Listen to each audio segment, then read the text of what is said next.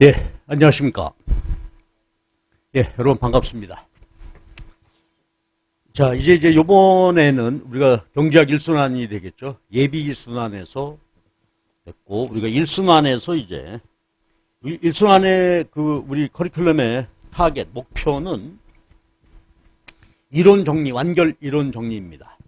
그래서, 예, 기본적으로 이제 미시경제학과 거시경제학, 요번 순환에서 요거를 이론 정리를 마무리를 하는 것입니다.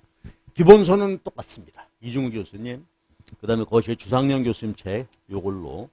그 다음에 이제, 저는 이제 요 일순환 할 때는 우리 기출문제에서 출제됐던 거, 과거 요걸 데이터를 보면서, 기출문제를 보면서, 우리가 이중우 교수님 책이나 주상영 교수님 책에서 그 범위를 넘는, 그게 다루어지는 그런 주제가 있다면 그거 보완해서 끼워놓고, 그래서 그것이 제 임무일 것 같아요. 그래서, 예, 여러분 지금 보충교재 이건 드렸는데요. 필요하면 중간에 유인물 이렇게 들어가면서 강의를 진행하도록 하겠습니다. 그래서 일단 목표는 저나 여러분이나 어때요? 이제 그렇죠. 경제 이론. 자, 이번 순환에 여기는 이제 경제학이니까 미시 거시죠. 거시 경제학이고 그 다음에 국제경제학도 이제 요 1순환에서 우리 이론이 끝나야 돼. 정리를 해놔야 되겠습니다. 근데 우리 올해는 말이죠. 국제경제학을 1순환을 먼저 했습니다. 이게 이제 먼저 진행이 됐고, 이제 오프라인으로 보면 이제 이어서 우리가 미시것이 진행이 되는 것인데, 여러분들 국제경제학에서 이론 정리, 미시것이 이론 정리 해야 됩니다. 그러니까 여기서는 어때요? 예비순환에는 좀 말이죠. 지나가기도 하고, 요거 뭐, 읽고 지나가십시다 했던 내용이 있는데 꼭 필요한 부분이라면 이제 완벽하게 정리가 돼야 되겠어요. 그래서 이론은 끝낸다. 근데 물론 우리가 일순환에서 이론 정리를 이제 열심히 성실하게 끝냈다 하더라도 기출문제를 바로 넘어가 보게 되면 기출문제를 바로 끝나고 풀 수 있는 문제가 내가 보기엔 한 60% 정도밖에 안 돼요. 그건 왜 그런가 하면 기본 이론의 응용 부분이 있겠죠. 그 이론이 현실에 적용이 되고 하는 그런 데 있어서 적용력 또는 응용력, 문제를, 그렇죠. 이론 공부한 것을 문제에다가 문제를 해석해서 적용할 수 있는 그런 게 필요하고, 그 다음에 간혹 일부 여기서 다루지 않는 그 이론이 출제가 될 수 있어요. 근데 그걸 보면은, 기출문제 쭉 보면은 입법고시 문제 되게 그런 것이 많습니다. 입법고시가 우리 50 일행직이나 외교원 시험 문제에서 다루는 것보다 범위도 높고 문제가 그렇죠 확장돼서 묻는 문제 그 난이도도 높고 그래요. 그래서 우리는 이제 그렇죠 우리의 그 외교원 또 5국공채 일행직에 맞춰서 하게 되니까 그런 주제들은 봐서 기출문제 공부하다가 입법고시 이렇게 있고요. 그러면 여기서 다루지 않았다. 요 교재에서 벗어나는 이제 이런 것들을 읽게 되면 그다음에 용어도 우리 여기서 쓰지 않는 용어가 막 구사되기도 해요. 입법고시. 그런 건 너무 신경 쓰지 말자. 우리의 목표는 이 외교원이나 5공채 일행직이니까 그렇게 보시면 되겠어요. 그리고 이제 한 말씀 더 추가할 것은 요게 이제 일순환 쭉 진행이 되는 과정인데요. 진행되는 과정에서 우리가 바쁘니까 요 연습 문제를 우리가 다루지 못하죠. 사실 이 연습 문제까지 풀고 가기가 어려워요. 예비순환에는 풀 수가 없어. 일순환 할 때 비로소 접근해 볼 수가 있겠는데 근데 이게 또 진도에 쫓기다 보니까 그렇단 말이에요. 그러면 여러분들은 요게 진행 중이어도 좋고 일순환이 다 끝난 다음에 이 교재 연습 문제 아주 핵심입니다. 정말 기본을 정리할 수 있는 문제들이 되겠죠. 요 연습 문제를 시간을 가지고 풀어보시기 바랍니다. 계획을. 근데 각각 해설집이 나와 있어요. 주상영 교수님 연습문제 해설은 교재 자체에 붙어 있고 이중우 교수님 책은 아주 별도로 정비돼서 경제 수학하고 같이 좋은 책이 있고 책이 따로 나와 있고 그 다음에 국제경제학도 마찬가지 해설이 따로 있습니다. 그걸 구해서 문제를 풀면서 해설 창조해서 한번 꼭 풀어보시기 바랍니다. 그 다음에 우리가 이제 우리 이순환에는 이제 기출문제를 풀게 돼요. 그때 가서 그래서 기출문제 직접 이제 접하게 되는데, 그러면 그 사이에, 그쵸, 그 사이에 이거 풀고요. 그 다음에 요 세 과목 일순환, 경제, 이것이 국제경제학 이론 정리된 것을 우리가 10월 달 정도 되게 이제 이순환이 시작이 되니까 그때까지 시간 계획을 세워서 짬짬이 전반적으로 이론을 한번 챙겨보자는 말이에요. 근데 우리가 이제 공부 예비순환, 일순환 했으니까 어때요? 이거 쉽게 넘어갈 수 있는 부분이 있고 복잡한 부분들이 있잖아요. 경험을 했으니까 그런 부분 중심으로 따로 뽑아서 정확하게 복습하고 그 다음에 연습 문제 요거 풀고 그래 가면서 여기 대비해. 그럼 여기서 이제 우리가 내 비전 또 여러분도 이랬으면 희망사항인데 이제 기출문제 한번 쭉 풀어보면 물론 이제 읽었을 때 답이 척척 나오진 않겠죠. 그러나 이 과정을 통해서 기출문제를 분석하는 거예요. 기출문제 출제 범위, 그 다음에 난이도, 그 다음에 우리가 공부했던 이론을 얼마나 여기다 적용할 수 있는가 이런 것을 그래가지고 뭐예요? 로드맵을 만드는 거예요, 말하자면. 1년 이 과정을 통해서 기출문제 딱 보고 이게 내가 승부는 이 기출문제 이걸로 내가 합격하는 것이라고 이걸 파악하는 것이란 말이에요. 그러니까 서두르면 안 돼요. 여러분 이제 잘하고 계시죠? 이때 가서는 이제 문제 하나하나 보면서 이론서 옆에 쌓아놓고 문제를 풀어가면서 물론 요게 이제 미리 예고해드리면 김진욱 교수님 해설집이 있어요. 황정희 교수님 해설집도 있는데 김진욱 교수님 책이 보다 조금 친절한 것 같아요. 그 책으로 다뤄서 할 테니까 이때 가서 비로소 이제 내가 요거 순환 과정을 거치면 이 순환 과정 거치게 되면 경제학이 이론이 이렇게 돼 있고 기출 문제가 이렇게 되는데 그러나 뭐예요? 이론은 내가 정리돼 있다 이거지. 그 상태에서 이제 그렇죠? 응용력 적응하는 문제를 확인해서 앞으로 내가 목표가 2년이다. 그럼 올 1년 했으니까 내년 1년 거기다 플러스 알파 해서 준비해서 합격하시면 됩니다. 경제학은 그렇죠. 범위가 이게 뭐야? 우리가 알다시피 분야가 미것이 국제경제 하나하나가 엄청난 분량이죠, 사실. 거기서 문제가 한 문제씩 나온다고 생각해봐. 아주 심란해 죽겠어. 그치? 근데 그 범위 하나하나가 그렇죠. 생각해보면은 경제 원론 1학년 때 공부한다면 경제학과로 보게 되면 미시, 거시, 강론으로 가고 그렇죠. 그러니까 경제학과로 보게 되면 2년 내지 3년 공부입니다. 1년 동안 경제 원론을 하죠. 1학기, 2학기. 그 다음에 미시경제 한 학기, 거시 한 학기, 한 학기. 2년 내지 3년 할 거를 우리는 1년 안에 끝장을 봐야 되는 거죠. 그렇죠. 비전공자. 그 다음에 또 경제학을 했다 하더라도 별로 시험 내에 관심 없다가 초수다 하게 되면 이거를 마무리를 해야 돼요. 그러니까 이게 만만치 않단 말이에요. 자, 그럼 우리가 전체 과정으로 보면 그러니까 따라서 일순환 과정이 어때요? 가장 중요하다. 긴장해야 되고 여기서 치열해야 되겠어요. 올해 내가 경제이론은 끝을 낸다. 그래야 요 무기를 가지고 그렇죠? 기출문제를 내가 분석하고 해결하고 어떻게 풀어야 되는 거야 이게. 접근해 갈 수 있겠지. 근데 만약에 이론 정리 안 되면 그럼 문제 보고 가서만 답답하게 끝나게 돼. 올해가 그렇게 끝나버린다. 그러니까 여기서 문제를 풀어보면서 이론이 이렇게 적용이 되는구나. 아차 내가 이거를 여기까지 생각 못했구나. 그런 것을 할 수 있으려면 그럼 재밌어지겠잖아요. 공부가. 오케이. 경제학 내가 공부할 수 있는 툴 다 준비됐다. 그리고 시험 문제는 이 안에서 나오는구나. 파악하니까 내 전략을 혼자 세울 수 있겠죠. 그러니까 이게 얼마나 중요해요. 열심히 우리 한번 파이팅 해보십시다. 근데 우리 강의 시간이 다른 학원에 강의는 보니까 23, 25회 이렇게 시간을 좀 길게 해놨더라고요. 우리는 20회로 다른 데보다 시간이 좀 짧아요. 그럼 이제 가능하면 집중적으로 그래서 중요한 부분 한 부분 중심으로 해서 이렇게 진행을 해보도록 하겠습니다. 하여튼 저는 뭐예요? 난이도나 공부할 범위, 출제 범위 수준을 여기에 맞춘다.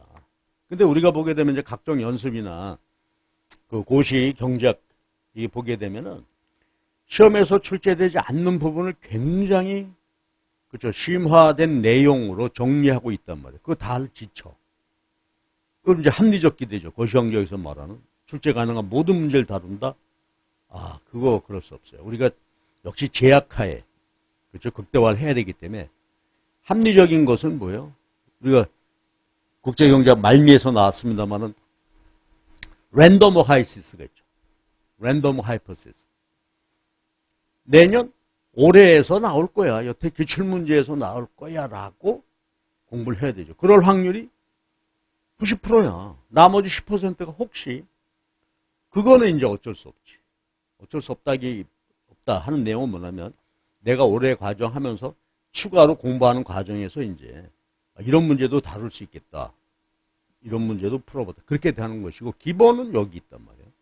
그래서 근데 보면은 제가 기출문제 분석해보면 우리 이중우 교수님 책, 주상영 교수님 책, 김진 교수님 책 이 안에 다 들어있어. 벗어나는 문제는 거의 없다.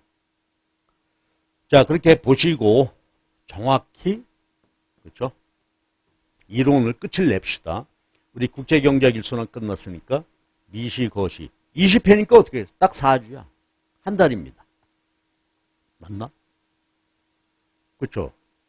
그래서 우리가 이 파이팅 한번 해보도록 하십시다. 근데 대개 공부하는 진도를 보게 되면 미시경제학이 분량이 많아요. 여러 가지 세세한 부분이 있어가지고 미시경제학이 이제 전체 시간 중에서 조금 많이 잡아먹는 것 같아요. 가능하면 시간 맞춰서 해볼게요.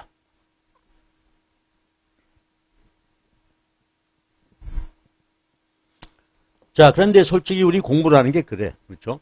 우리가 올해 커리큘럼 쭉 진행해 오는 걸 보게 되면 경제 원론 미리 했었죠. 그 다음에 예비순환 했죠. 예비순환 했어도 또 그게. 근데 우리가 또 예비순환 했어도 일순환 하게 되면 똑같은 내용을 다루는 거예요. 그렇죠? 전혀 별개 문제. 그렇죠? 업그레이드는 다른 내용을 가는 게 아니라 그 내용을 다시 한번 반복해서. 그렇죠? 한번 정리하고 예비순환에서 못했던 거 좀 추가된다. 그런 얘기야. 추가되는 플러스 알파는 사실 얼마 안 돼.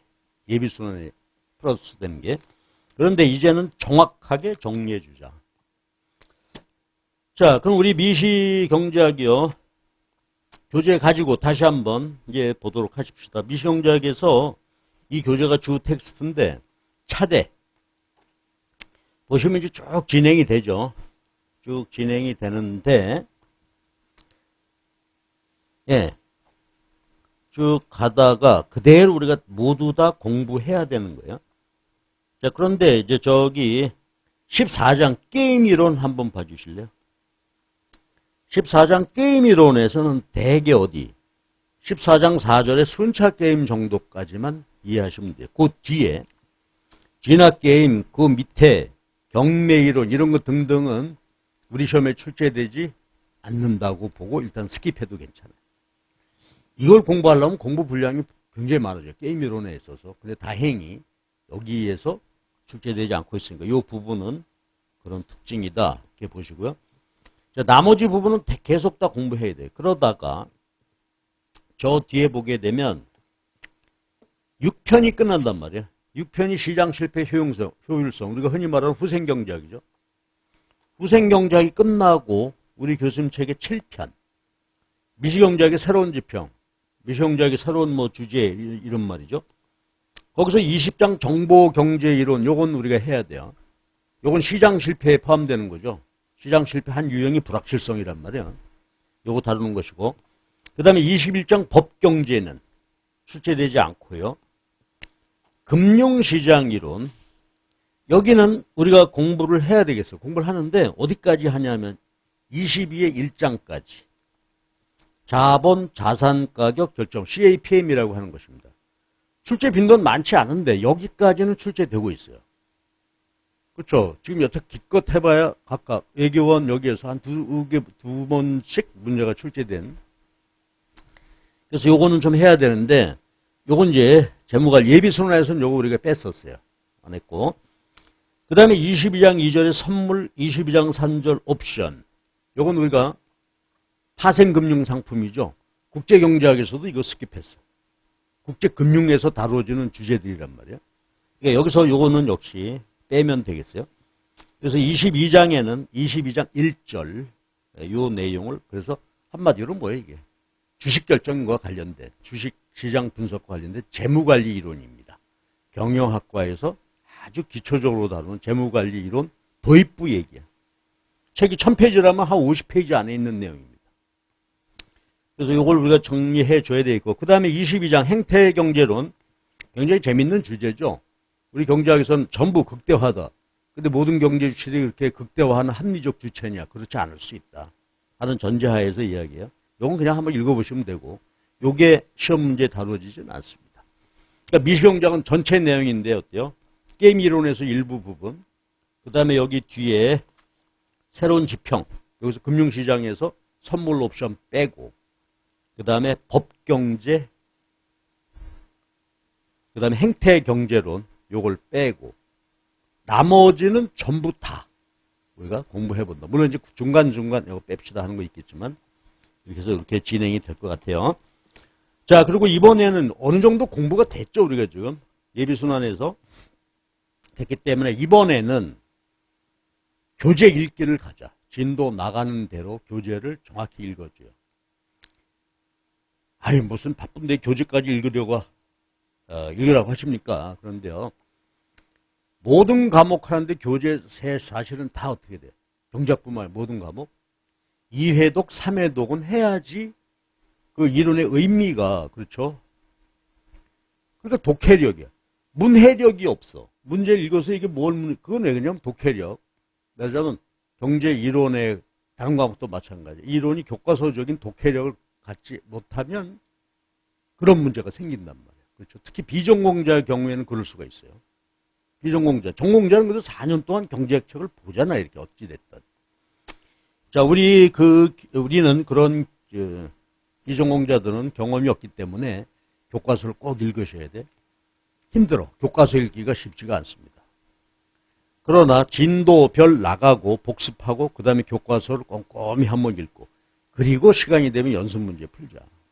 그래서 이번에는 좀 공을 들여서 예비선언을 할 때는 일선에 가서 미절한 부분 더 해야지. 지금은 이제 끝이야. 지금은 마지막이야. 루비콘 강을 이제는 어떻게 돼? 건너야 돼. 건너서 이제 승부하러 가야 돼요. 여기 건너기 전에 정리를 해 두셔야 되겠습니다. 자, 이런 말씀 좀 드렸고요. 두고 참고고요. 그 다음에 마지막 한 말씀은 이제 우린 비로소 어떻게 돼? 서브노트가 완성이 돼야 돼요. 강의별, 과목별 서브노트가 있어야 되겠죠? 그걸 뭐 이쁘게 색색깔 할 필요가 없죠. 그러나 정확하게 정돈된 과목별 서브노트가 있어야 그래야 나중에 어때? 효율성 있죠. 나중에 문제 푸는데 참고하고 싶은데 교과서, 기본서 뒤질 수는 없는 노릇 아닙니까? 그래서 이걸 서브노트가 마련돼야 되는, 우리가 보게 되면 경제 원론 할 때 노트 있을 거예요. 그 다음에 예비선언 할 때 노트 있을 거예요. 이거 스킵, 버리라고 해서 뭐 찢어버리는 것이 아니라, 그렇죠? 놔두고, 요거 새롭게 칠판에 제가 설명하는 대로 만드시라. 만들 때, 그때도 얘기했듯이 파일 노트로 하세요. 그래서 이제는 여러분들이 여기다 삽입하고 넣었다 뺐다 보충하고 하는 작업이 필요할 것 같아요. 만약에 기출문제 풀다가도 여기 해당되는 부분에 집어넣을 수가 있잖아요. 이렇게. 그래서 이게 서브노트가 뭐냐면 이론과 문제 같이 내가 쭉 참고할 수 있는 문제. 기출문제집은 따로 있지만 중요한 핵심 문제든 여기다 같이 끼워놓고 보면 굉장히 효율적입니다. 그걸 내가 어떻게 이걸 서브노트를 만들 거냐 하는 것은 각자 노하우가 다 있을 거예요. 여러분 공부하는 데는 전문가잖아. 나보다도 전문가예요. 그렇죠? 나는 그냥 학문으로서 쭉 하는 거고 여러분 이제 강의인데 여러분 시험 보기 위해서는 실전적 서브노트가 필요하다. 그렇지? 그래서 요거 노트 꼭 하세요. 예비 순환할 때 노트 있으니까 그냥 그거 넘기면서 거기다 끼워놓고 그거 안 된다. 새로 만들자. 그럼 예비 순환할 때 했던 것은 옆에 두고, 그렇죠? 그래서 여담입니다만 이런 말을 해요. 제가 이제 만약에 첫 해 딱 해서 합격되면 얼마나 좋겠어요. 여의치 않아서 이제 재수하게 된다. 그러면 어떻게 돼요? 나는 그런 말을 하는데 첫 해년도에 했던 모든 자료는 다 버려야 돼. 괜히 그 자료 싸도 그 노트 뒤져버리고 있으면 안 돼요. 싹 다 버려. 과목별 모든 자료는 다 버리고 새로, 그렇죠? 예비순환, 일순환, 그래서 새로 작성하고 그렇게 해간다. 근데 이제 자기가 만든 서브노트 같은 것은 버리기 아깝죠.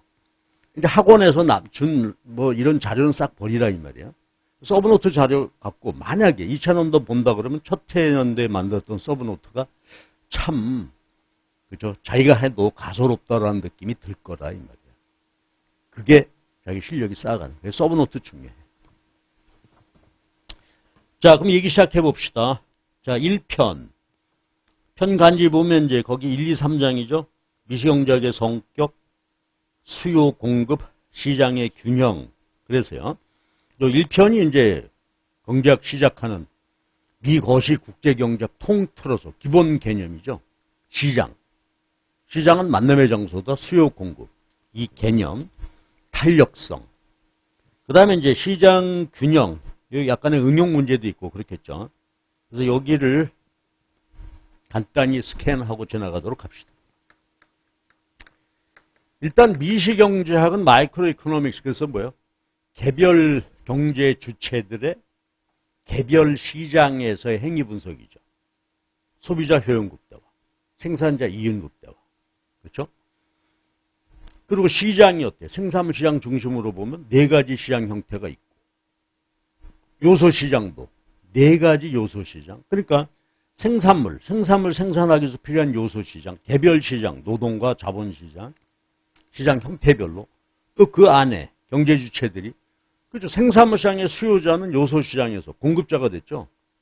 그 경제학에서 미시경제학에서 다루는 주제는, 그렇죠. 전부 최적화 문제를 다룬다 하는 얘기죠. 소비자는 효용 극대화. 어디서? 생산물을 수요할 때, 디맨드와 요소를 공급할 때, 그렇죠? 생산자, 기업은 이윤 극대화야. 생산물 시장에서 공급할 때, 생산 판매할 때 그렇고, 요소 디맨드. 그렇죠? 똑같은 경제 주체. 그러니까 미시경제학에서는 생산 소비자들이 각각 생산물 요소 시장에서 어떤 식으로 자기 옵티미제이션 한다 이거죠. 그렇죠? 근데 최적화라는 것은 기본 전제가 있죠. 뭐예요? 제약하에. 제약이 존재해. 소비자는 소득제약이죠. 생산물 소비에 있어서는 소득제약. 요소 시장, 요소 공급에 있어서 제약 조건은 뭐였어요? 근로자. 시간 근로자다.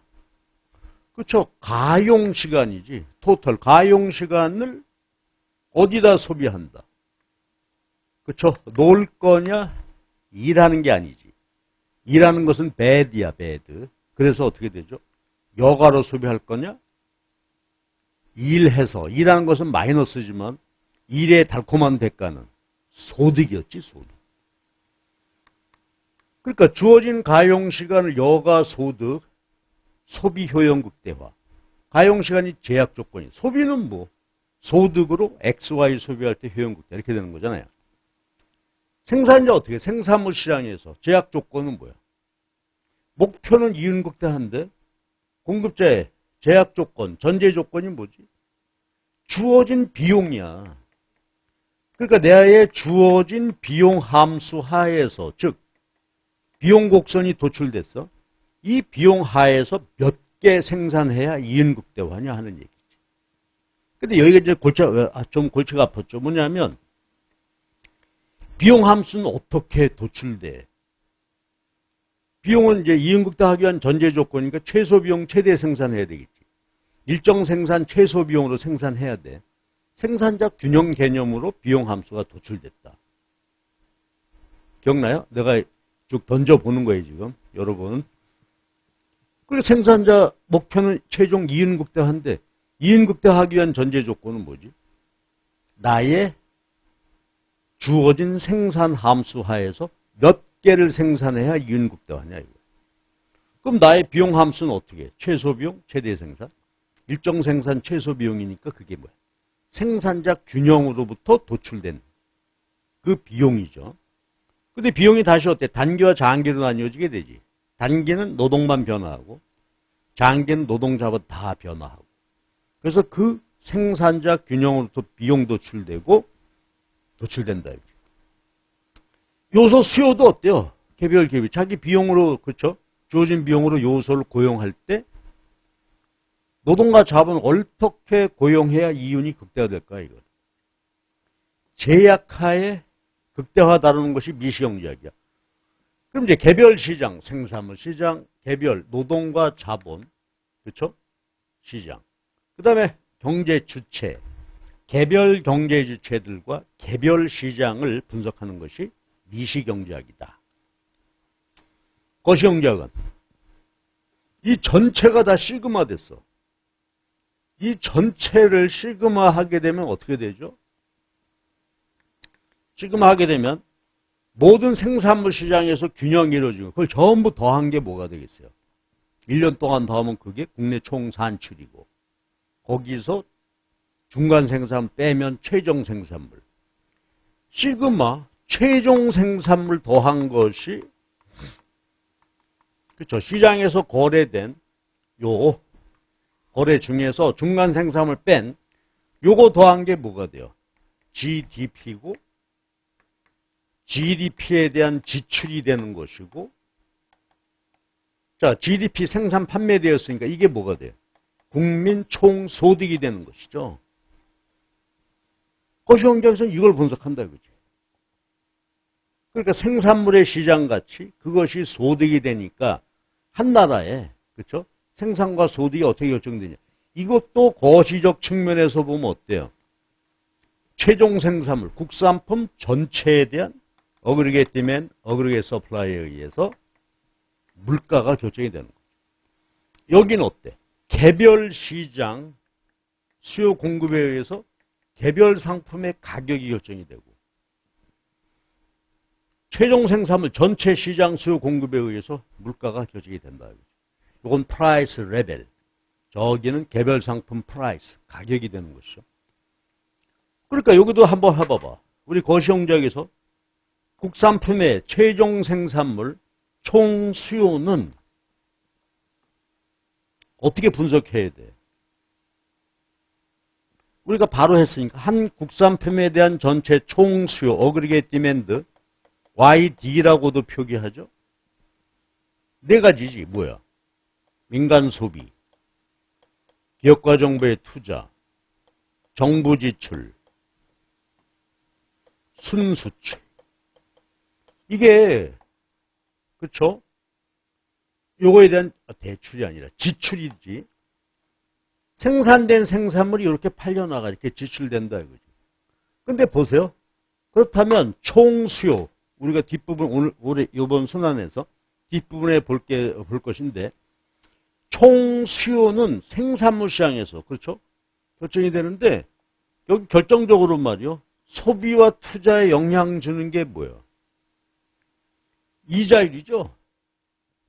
이자율이 오르면 투자가 줄고 내리면 감소하고 또 소비에는 이자가 오르면 저축을 많이 하니까 소비가 줄게 되고 이자율이 영향을 주게 돼. 근데 이자율이 어디서 결정이 돼? 이게 이제 우리 골치 아파지죠. 거시경제 국민소득은 고전학파 계열과 케인즈 계열이 있는데 기억나는 대로 한번 말해봐봐. 이자율이 어디서 결정되느냐? 고전학파라면. 대부자금, 오케이. 대부자금 즉 국내 총 투자와 국내 총 저축에 의해서 결정되어진단 말이야. 근데 옛날에는 주로 여기서 결정이 되는데 현실적으로 보면 통화시장과 채권시장 상호작용을 통해서 이자율이 결정돼. 그러니까 고전파 이자율은 뭐 실물 자본시장에서 결정되는 것이고 요거는 금융시장에서 결정되는 것이다. 그래서 이걸 화폐적 이자율, 실물적 이자율 이렇게 말한단 말이야. 그러면 이자율이 어디서 결정되는 거냐? 요 견해 차이는 있지만 하여튼 분명한 것은 어때요? 총수요에 이자율이 영향을 주게 되니까 어때? 생산물 시장과 대부자금 시장, 생산물 시장과 통화 시장을 동시 분석해야 되죠.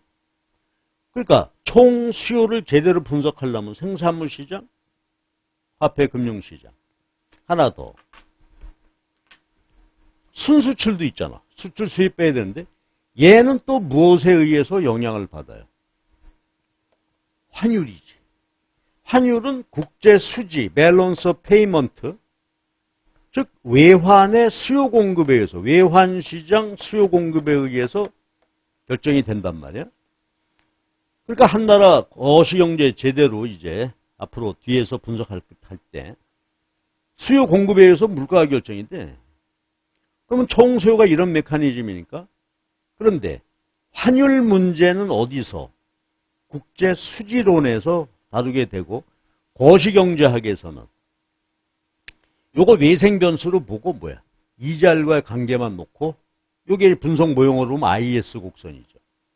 여기까지 포함되면 ISL의 BP 모형이 되는 것이고. 그렇지?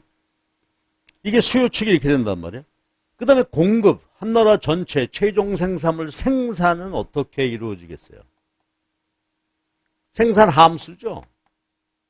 가장 대표적인 생산 함수가 뭐지? 한 나라 노동 자본 투입량과 생산량의 관계 보여주는 거. 컵도로 생산 함수였지. 한번 해볼래? 총 생산 어떻게 돼? A, L의 알파, K의 베타란 말이야. 그리고 알파, 베타의 합은 1이야. 그러니까 한 나라의 생산 함수에 의해서 생산량이 결정이 되는데, 자, 이것도 다시 한번. 그럼 노동 자본량, A나 알파, 베타는 상수값이죠. 주어져 있단 말이야. 그럼 노동 자본 투입량인데 단기 24년, 23년, 25년 한 해 한 해로 보게 되면 얘는 고정돼 있죠. 그러니까 결국 무엇에 따라서 공급 분석의 핵심은 노동시장이란 말이야.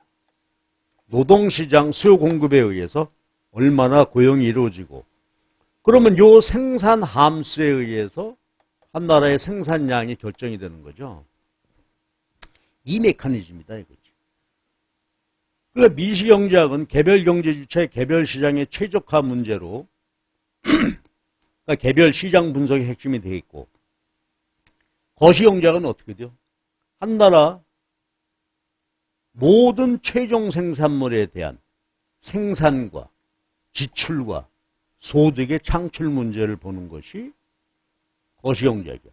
그러면 거시경제학에서는 한 나라 GDP 결정, 물가, 그 다음에 여기서 이자율, 개방거시 모형이라면 환율, 그 다음에 노동시장의 임금. 그러니까 이게 뭐야? 거시경제학 일반 균형 이론이다. 이거지. 소득 결정과 관련된 모든 시장을 동시에 종합 분석하는 것이죠. 이게 거시경제학이. 근데 거시경제학은 잠깐 나왔는데 골치 아픈 게 뭐야? 고전학파 계열과 케인즈 계열 두 가지 계열이 존재하게 된다 하는 얘기가 되죠. 요게 이제 우리 전체 경제학이란 말이에요. 그러니까 요번 순환에서 우리 앞에 요 부분의 미시경제학, 요 뒤에 거시경제학인데 거시경제학에서는 뭐라고요? 국제, 환율 변동 이런 것을 제외한 그렇죠? 폐쇄 거시경제 모형이다. 이런 얘기야. 그럼 이제 국제경제 얘기 여기다 조금 더 해보면 그러니까 개방 거시경제 분석이 국제 수지론이 되고요. 여기 미시경제학에 최적화인데 국내 소비자들이 생산해가지고 그렇죠? 외국에도 수출하게 되고 또 국내 시장에 외국 제품을 수입하기도 하지. 그리고 간단히 볼래요? 그럼 어떤 상품은 우리가 비교 우위를 가져서 수입한다?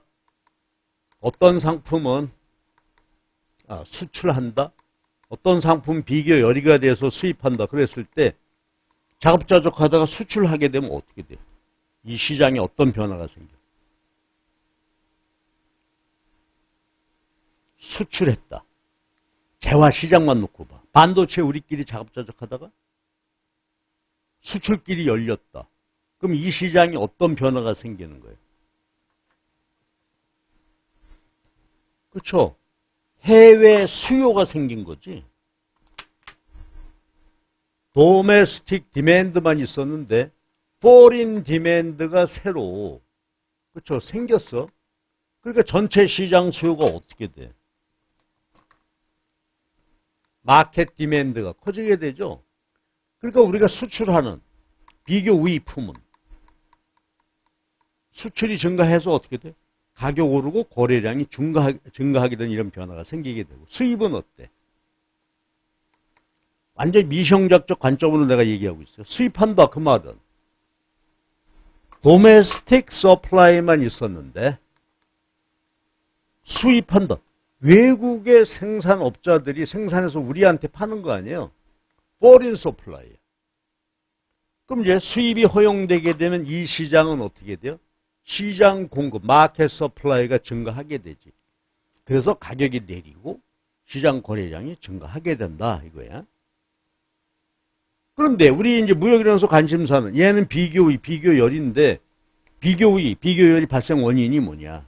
이걸 분석하는 게 순수교환 모형이었고 리카도 모형이고 헥시오린 모형이고 그런 것이죠.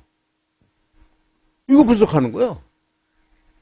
자유무역. 근데 자유무역 하다 보면 우리가 지켜야 될 시장이 반드시 등장하게 돼. 그걸 막는 방법이 보호무역이고. 이게 경제학의 프레임이란 말이에요. 그래서 우리가 간단히 봤어요. 그럼 요거는 우리 국제경제학에서, 그렇죠?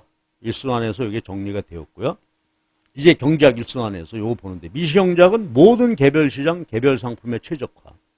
거시경제학은 어그리게이트 어널리시스, 총체적인 분석이죠. 근데 여기도 수요 공급이야.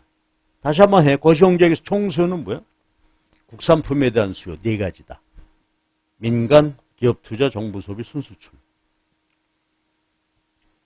공급은 거시경제학에서 전체 GDP는 컵도로 생산 함수로 분석할 건데 그냥 일반적으로 놔두면 어떻게 돼? 단기니까 자본은 고정돼 있어. 국부는 고정돼 있으니까 단기에 노동 투입량, 노동시장에서 결정되면 우리 생산 함수에 의해서 생산량이 결정이 된다. 그리고 총 공급 분석은 노동시장 생산 함수, 총 수요는 생산물 시장과 통화시장. 개방 모형이라면 외환시장 추가해서 봐야 되겠고. 그래서 미시경제학에서는 최적화다. 자, 여기에서 전반적으로 이렇게 이제 말씀을 정리를 했습니다. 그래서 거기 보시면 이제 중요한 개념도 우리가 다 아는 것이니까 합리성이다. 합리성은 뭐예요? 최적화. 뭘 최적화해? 최적화라는 말이 뭐예요? 기본적으로 순편이 극대화다. 그렇지? 최적화라는 것이 이쪽이나 저쪽, 순편익이 여기서는 이윤이 되고, 여기서는 순편익이 효용이 되는 거잖아요. 요것을 극대화하는 것이 최적화인데, 극대화하기 위해서는 어떻게 되죠? 최적화다. 뭔가를 극대화하기 위해서는, 그렇죠. 모든 총편익에서,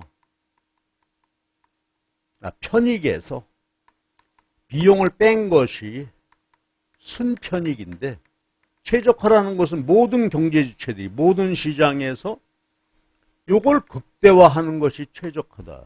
그때 이제 개념이 편익은 다양하게 나타나죠. 저기서 보면 소비자는 효용이고요. 기업은 수입이 되죠. 판매에서 수입이야. 비용, 소득이 들어가죠. 생산자, 총수입을 얻기 위해서 비용이 들어가지. 그러니까 순편익이고 생산자의 순편익은 요거 뺀 게 이윤이 되는 거죠. 이걸 극대화해야 되겠다 이거지. 그러면 자본주의 경제학의 기본 논리 순편익 극대화 전략이 필요하죠. 순편익을 극대화하는 것을 우리가 합리주의, 경제적 합리주의라고 한다면 원칙은 뭐겠어? 편익은 극대화하고 비용은 미니마이즈 하는 것이, 그렇죠? 이게 경제적 합리성이지. 비용 최소, 편익은 최대로 한다. 그러니까 이제 효용 극대화를 이제 노력하고 수익 극대화, 비용 최소화 이런 걸 살펴봐야 되는 거고. 자, 그다음 이제 비용을 최소화한다고 했을 때 여기서 하나 볼 것이 비용에는 뭐죠? 일반적인 경제학적 또는 명시적인 비용 플러스 기회비용이 존재한다. opportunity cost. 늘 우리는 요거 고려해야 된다. 기회비용은 뭐죠? 내가 뭔가 행위를 선택을 해서 행위를 했을 때 발생하는 비용, 명시적 비용. 한마디로 내 호주머니에서 나간 돈이 있고 근데 내가 이 선택을 함으로 인해서 다른 뭔가를 못하게 되었잖아. 그 가치. 그럼 내가 이 선택으로 말미암아 하지 못했던 것 중에 최고 가치. 예를 들어서 여러분 이 소중한 진짜 인생의 한 시기를 내가 시험 보기 위해서 그쵸 1년, 2년을 하고 있다. 거기 비용이죠. 시간 비용 있고 눈에 보이는 경제적 비용. 그거 말고 무슨 비용? 눈에 안 보이는 비용이 있다 이거예요. 뭐가 있어요? 아, 내가 시험 그쵸 이거 공무원 말고 딴 거 준비했더라면 그쵸 내가 거기서 느끼는 효용이나 내가 거기서 느끼는 소득 그걸 포기하고 비용 들여서 이걸 하는 거죠. 그럼 봐봐. 내가 회사를 해서 받을 수 있었던 2년치 연봉이다. 아주 쉽게. 연봉이야. 그러면 명시적 비용은 2년 동안 이거 포기했잖아요. 요건 포기해서 이 비용 포기한 셈이고 그 다음에 2년 동안 공부하는 데 들어가는 그렇죠. 회사 다녔으면 들어가지 않을 비용. 책 봐야 되고 학원대에 수강해야 되는 이런저런 비용. 또 심리적 고통은 또 얼마나 커. 불안하고. 이걸 고려한 것이 전체 비용이 된다. 이거지. 기회비용을 고려해야 돼. 그러니까 여러분 공부할 때 어떻게 돼? 요거를 생각을 해서 빨리 하여튼 그죠? 이왕 선택한 거니까 단축해야 되겠죠. 그래서 이것이 이제 비용인데 비용에는 기회비용이 들어간다는 걸 항상 생각해봐야 된다. 그 다음에 또 하나가 매몰 비용이 있었죠. 매몰 비용은 과거 선택에서 이미 들어간 비용이야. 포기해야 돼, 얘는. 기꺼이 포기해야 되는 거. 자, 그래서요, 뭐, 1장에서 요 정도 보고, 그 다음에 맨 밑에 균형이다 하는 것은 뭐죠? 물리적 개념. 양쪽의 힘이 똑같다. 그럼 시장 균형하면, 모든 시장에서, 어느 시장에서는 수요량과 공급량이 같은 상태가 균형이다. 그렇죠? 사고 싶은 수요량, 팔고 싶은 수요량 같을 때가 균형인데, 이것도 이제 이론적으로 보면 안정적, 불안정적 균형이죠. 균형에서 벗어날 때 다시 시장 스스로가 균형을 회복할 수 있느냐. 즉, 복원력이 있느냐. 안정적 균형이고. 균형에서 벗어나면 다시 균형 회복할 수 없어요. 불안정 균형인데. 우리는 100% 뭐야 다. 그렇죠. 안정적 균형을 전제로 해놓고 모든 분석을 이루어지게 돼. 그러니까 자본주의는 어떻게 돼요? 그러니까 자본주의 경제학에서 분석하는 것은 예정 조화설이야. 옛날 우리 고등학교 때 배운 논리로 다 놔두면 조화돼서 균형 이루게 돼 있다는 전제이지. 그게 시장 메커니즘이야. 만약에 시장 메커니즘에서 가만 보니까 균형 됐다가 무너지면 다시 안 돼. 그렇다면 이건 이론이 아니게 되겠죠. 그래서 우리는 거의 100% 안정적 균형이라는 전제하에서 분석이 이루어지게 되는데 그것들을 간단히 보면 되겠죠. 자, 그래서요. 일장 얘기 우리가 다 아는 그런 얘기를 했고 다음에 최적화, 미시경제, 국제경제 이렇게 정리를 한번 해봤어요. 자, 이거 전제고 근데 여기서 이제 한 가지만 해볼게요. 최적화하고 그렇죠? 승편이 극대화하는 경제적 합리주의 이거는 자본주의 체제가 아니더라도 어때? 사회주의 체제에서도 김정은이도 이게 고민일 거고 조선시대 영종조 대왕께서도 이게 고민이었겠지. 서양도 마찬가지고 당군 할아버지도 그렇죠? 마찬가지였을 거예요. 모든 체제가 이게 관심사예요. 그럼 모든 체제의 관심사를 두 마디로 요약해보면 뭐죠? 자원 배분. 희소한 자원의 배분을 어떻게 효율적으로 할 것인가. 효율적 자원 배분 문제와 그 다음에 우리가 생산 소비하고 자기 소득으로 그렇죠? XY 소비하고 할 때 어떻게 돼야 되겠어? 분배가 공평하게 이루어지게 돼 있죠. 자원 배분, 소득의 그렇죠. 공평. 근데 우리가 얘기할 때 공평은 정확히 얘기해 보면 이퀴티와 이퀄리티는 다르다 이거지. 이퀴티 공정성이다 하는 거는 단정하기 어렵죠. 그러니까 우리가 경제학에서 원론에서 얘기하는 공평은 균등을 이야기하죠. 가능하면 균등 분배가 좋다 이거지. 여기엔 이제 문제가 있는 거죠. 그러니까 균등 분배가 아니라 공평한 분배인데 뭐가 공평한 것이냐에 대해서는 논쟁이 있죠. 자유주의 논쟁, 그렇죠? 평등주의자가 보는 달라. 그러니까 우리는 여기서 일반적으로 가능하면 균등, n분의 1인 세상이 되면 얼마나 좋겠냐. 그러니까